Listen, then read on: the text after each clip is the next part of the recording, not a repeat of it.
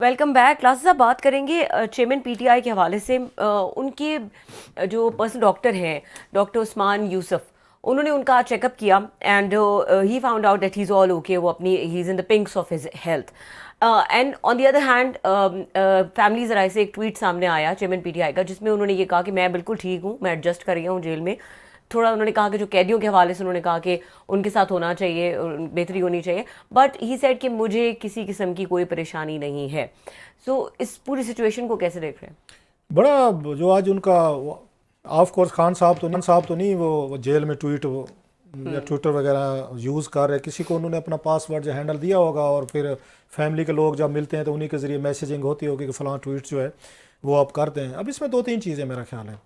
एक तो ये है कि वो जो पहले आते थे वो हमें बताया जाता था कि बुशरा साहिबा कहती थी कि जी हालत उनकी बिल्कुल वो नहीं है, वो आपको अटक जेल का ही पता था, तो हमारे लिए कन्फ्यूजन थी कि बहनें कहती थी कि खान साहब बिल्कुल ठीक है, कोई मसला नहीं है, कोई प्रॉब्लम नहीं है, लेकिन बुशरा साहब हर दफ़ा कहती थी नहीं जी खान साहब को ख़तरा है, उनकी जान को भी ख़तरा है और भी मसले हैं जो रिपोर्ट होते रहे। शायद एक तरीका होता है कि आप मतलब मज़ीद फैसिलिटीज़ चाहते होते हैं, which is understandable as well, वो अपनी जगह पे। आज जो उन्होंने डॉक्टर साहब ने बता दिया है, विच आल्सो शोज़ के खान साहब जो हैं तमाम तार इतने प्रेशर्स के बावजूद, इतने सोशल आदमी, मिलने वाले, एक अपना मतलब क्राउड में बैठने वाले, और वो जो पॉलिटिकल पार्टी चलाई, वज़ीर आज़म रहे, फिर एक बड़ा क्राउड उनके साथ रहता था हर वक्त, अकेले अब आप बैठे हुए हैं। सो इतने दिनों में जो उनको उस ये हो चुके सर्टेन मंथ्स हो चुके हैं, दो चार चीज़ें इस्टेब्लिश हैं।